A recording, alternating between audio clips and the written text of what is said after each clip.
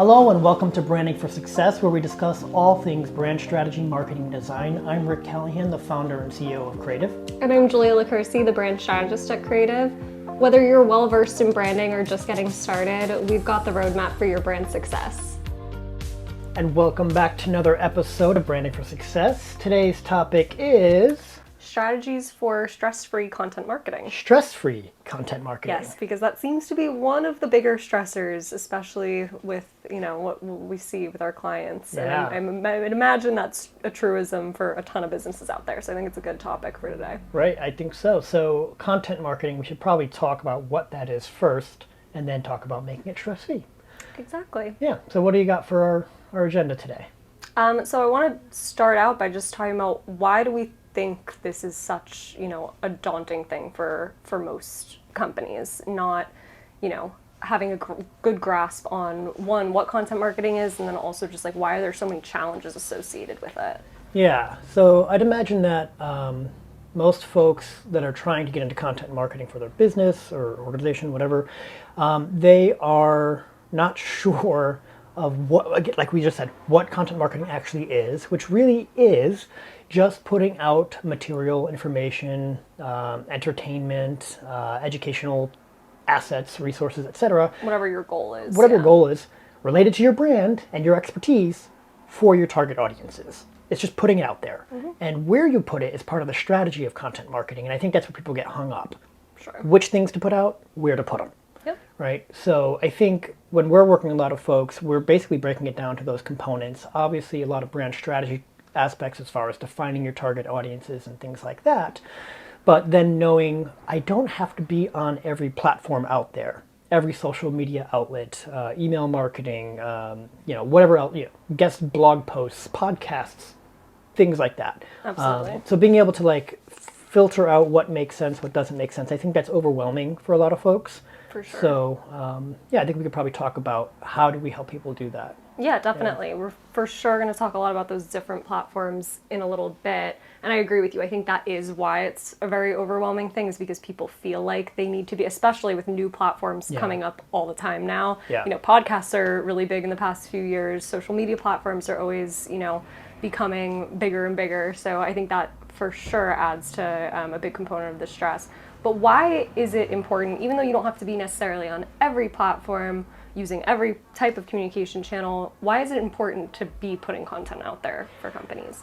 So if I'm a potential client or customer for one of these organizations or brands and I'm trying to research them or figure out are they credible or what do they have to offer, just having a standard website with the basic few pages isn't really going to instill confidence in me.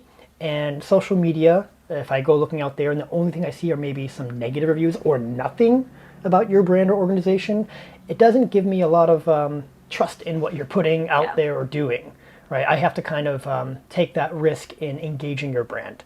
So it's important to kind of control that narrative. And I don't mean force people to believe things that aren't true, but authentically put out stuff that resonates with your intended audiences. So if I'm out there looking for, what does this product do? How does it work? Are there reviews out there? You can feed that into different platforms like social media, like YouTube, like also your website and other blogs, things like that. So it's really helpful to make sure that your brand is seen as credible, it's established, and people can trust it. When you have that material out there, they can find it. Yeah, absolutely. Yeah. I think trust for sure being the key word when it comes to content marketing. The more also you have out there that's a consistent representation of your brand, to your point, not just, some content on a website, you also have social media content that's, actually showing people what you're trying to communicate on your site, or you have, emails going out consistently that's keeping your brand top of mind for people. Having that consistent, perception is also just really important because, like we say all the time, without that consistency, you don't really have a brand at the end of the day. Yeah. You're not kind of reinforcing that relationship with your target audience. Right. Let's talk a bit about choosing the most suitable channels, because as we always say, you don't necessarily need to be everywhere across, every platform trying to target everybody, because that definitely defeats the purpose of content marketing. But how do businesses decide where they actually should be? Because that's definitely a common stress. Yeah, so I think we could probably talk about how the different platforms are typically used, but it really does depend on your industry and your For audience sure. and where they're at. And then each platform has kind of an expectation of how you use it. So, for example, LinkedIn's a very easy one. Most people know that's supposed to be about business itself or networking and professional updates. You know, I took a job here. I'm proud to be on the board of this, blah, blah, blah. Yeah. So, like on that platform, you're probably considering to use that if you're more of an industrial or manufacturing or B2B type entity. If you're B2C, you're talking more about the business practices and what you believe in, the philosophies, core values, things like that. You're not really doing TikTok dances on there, those sort of things. A little bit more long form, a little bit more professional.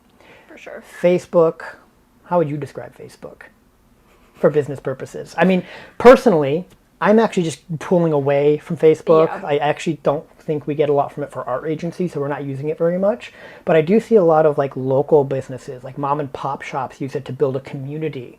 And they really engage in those town, those very vibrant town pages and groups Sure, where people are always talking about darn kids running on the lawn or whatever it is. Those sort of Facebook groups, you can engage with your business page and say, hey, we're giving senior citizens, discounts on Wednesday or something like that. Those work very well on Facebook. It's very community. It's the town square, basically. Instagram's interesting, actually. Instagram is lends me to a big point I did want to make. To make sure you're always kind of staying in tune with how platforms adapt as well. Instagram's a good example. Instagram 5-10 years ago was not being used as, a really strong content marketing tool for businesses. It was mainly personal and, Pretty you just pictures. have people posting selfies, Yeah. things like that. But now it really does serve as a great tool for businesses. We share, all of our content on there as well. I'd say Instagram, like you said, it depends on the company, same as TikTok. It can be fairly educational, sharing certain insights like we do, in these podcasts. We post our podcast clips on Instagram. So more educational. You could be, sharing a new product, like some sort of video or photo demonstration of a new product.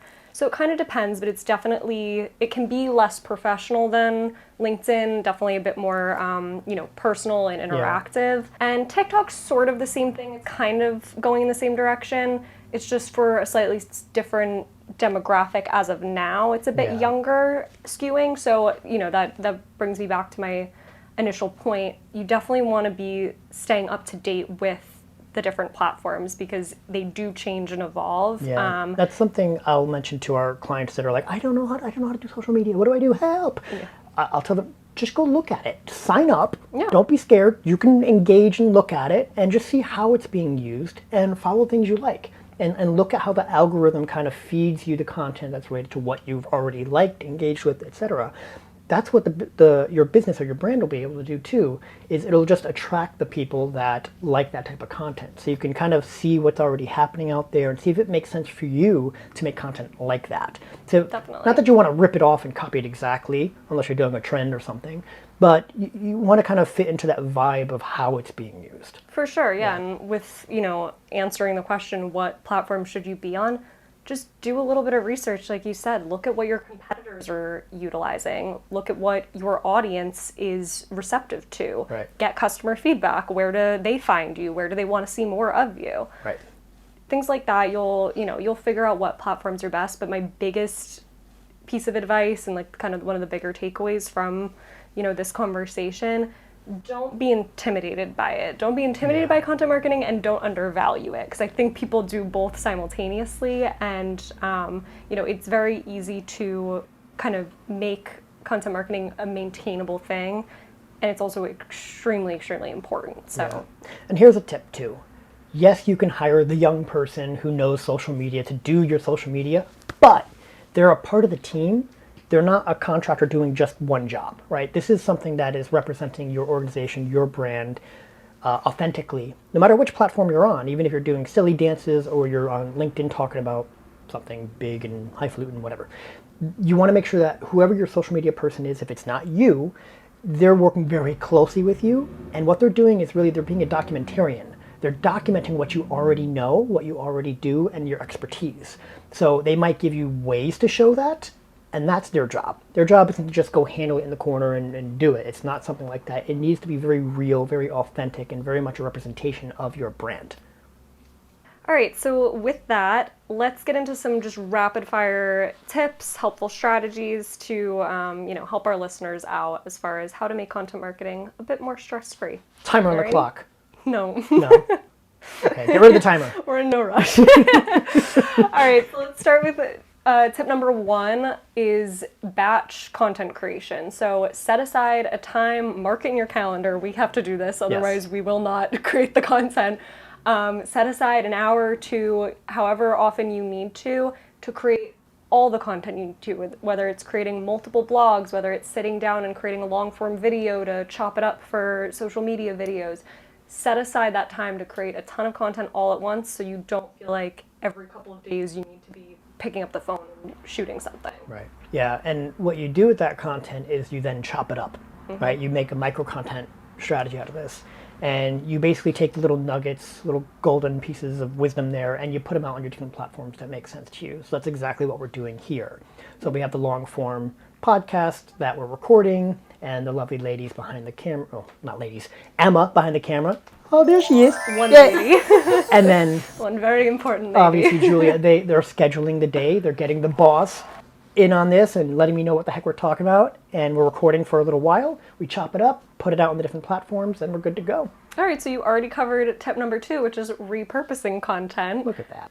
So, you just give a great example of that, having a long form video, chopping it up. Also, if you write a blog post, turning that into a social media post, grabbing some of the content from that long form content and putting it in a quick carousel post. We do that as well. Yeah. Another thing you could repurpose is testimonials. When people leave you a good review, you could turn that into content elsewhere too. That relates to why people should work with you or buy from you. Perfect. So another way to really streamline your process and not be so overwhelmed is utilizing templates. So this could be templates for video projects where you might have a consistent intro and outro and maybe outline that is the same one you use over and over with different content inside of it. It could also be your graphic templates for social media. So you might have different types of posts you're putting out there, whether they're static graphics, maybe it's a carousel, the slides that you slide by, or little video clips where maybe you're just using a certain audio clip in this different video each time. So just standardizing the way you utilize and produce this content, and that way you're not reinventing the wheel every time. It saves a lot of time. A lot of headaches are reduced there. Definitely. Yeah. All right, tip number 4 is to plan ahead, create a calendar, so some sort of content calendar, so that publishing is, not super daunting or something that you forget about. It's already pre-planned. To give you an example, our content calendar, we post on social media 3 times a week. We publish a new podcast once a month, we send out a newsletter once a month, and we publish a new blog once a month. That's like our rough guideline. Sometimes we might have more social posts going out in a given month. It kind of depends, but that is our content calendar. And I will say it's okay to change that over time as you get feedback. So we get really good feedback on our newsletter when it comes out. A few emails come back each time we send it out, and that lets me know, okay, people aren't feeling annoyed by what we're putting out there and that this is working for us. So we worked our way up to once a month for that, and our way up to this many posts on social media each week. So you'll find your cadence, you'll find your rhythm. So the next tip is leveraging user-generated content. This is a really nice one because you don't have to do it yourself. But what you do have to do is you have to prompt the users or the customers or clientele to be able to provide that material to you. Some ways you can do this is like a contest or a promo where people are submitting maybe videos of them reviewing a product, or maybe unboxing something, or whatever it is, just sharing something. You can also just be silly and be like, hey, the person who gets the most likes or comments on their post on TikTok tagging us wins something, right? So these are great ways to really just fill in the gaps where you don't have to manufacture stuff yourself and people are creating something fun, it's really engaging people, and they're creating material for your brand. And that's a really good one too, as far as building trust with your audience, for sure. Real people showing your product or showing how they value your service in some way, or just speaking on behalf of your brand in general, I mean, for sure adds to your credibility and trust. Right. Okay, next kind of general tip is focusing on quality over quantity. I know we did talk a bit about, wanting to be consistent and planning out a calendar and, not just kind of randomly throwing out a newsletter once a year. Like, you do want to be consistent in putting stuff out enough, but don't just put stuff out randomly for the sake of posting. Right. You want it to be valuable, which is why it's important to, understand your audience, understand what you want your brand to be speaking about, what you want the perception of your brand to be.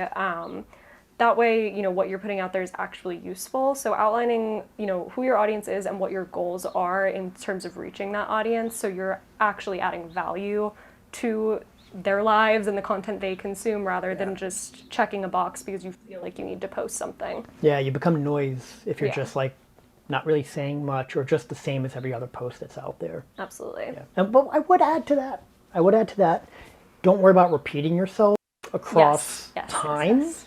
On your social media especially, because there's only so many things as a branding and marketing agency that we can say to you to educate folks on what we do and what we know. So we do repeat ourselves a bit, and that's okay because we're doing it in a fresh way each time, and it's always within the context of how we're putting it out there. So don't worry about like, oh, they've already seen me say that. Not everyone's seeing every post. That's okay. So keep in mind what Julia said about like, it's not about just the quantity, it really is the quality.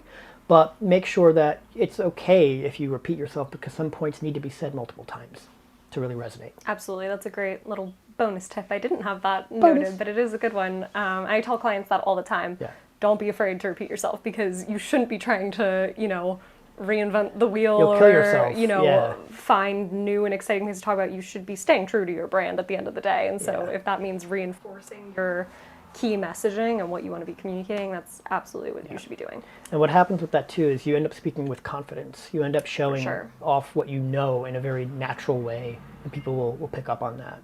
Definitely. When you're trying to make stuff up, it's not authentic. Yeah, definitely. All right, and our final tip, which is super important, is always continuing to evaluate what's working, what's not, and adapting. If you need to change what communication channels you're utilizing, if one's really not proving to be effective, stop, wasting your resources and time on it. If something is proving to be very effective, maybe you need to, put a bit more energy into that. So always, and it can get more specific too, like a specific type of social media post that really works, or something that you're including in a newsletter that seems to be, driving people to your site, or having them, download something, whatever it is. Definitely look at kind of those nuanced analytics and see what's actually working and what's not, and then continue to adapt your strategy. Yeah, and some of the ways you would know when you're looking at those analytics if it's working or not is not just like, are the numbers higher or lower, but it's which numbers are higher and why, right? So if you're looking at certain platforms, you'll see the term engagement. That just means they're interacting somehow with your content you're putting out on that platform. Usually it's social media. So they're either liking, sharing, favoriting, something, commenting, right? So the more of that type of engagement you get, the higher quality content you're putting out there, go more towards that. Impressions just means more eyeballs potentially saw it. That's good, and that's where you're going to probably start, but you definitely want to get the engagement. So keep an eye on the difference between which numbers are going up for which type of posts or pieces of content you're putting out there. For sure. If it's on your website, you're looking at time on page or time on site, and how often, how many clicks around the site they're doing, and if they're clicking through different blog posts or videos or whatever it is. So you want to make sure they're sticking around, they're reading things, stuff like that. Definitely. Otherwise, that's all we have for today. Yes? Yeah, I think so. Hopefully, this helped alleviate some stress when it comes to content marketing, but if anybody has any, questions or, things we didn't talk about when it comes to content marketing, definitely, come visit us on our social media, leave us a message, and we'll definitely be sure to cover it. And if you have ideas for other topics too. Yeah. We'll see you guys next time. Bye. Bye. If you enjoyed this episode, don't forget to hit that subscribe button and leave a review. Also, make sure to share this with any friends and colleagues that you think might be helpful as well. And if there are any other topics you want us to talk about or questions you have, definitely let us know by sending us a message on social media, and follow us too. And definitely make sure you hit the website, creative.com. Tons of resources out there. Until next time, have a good one.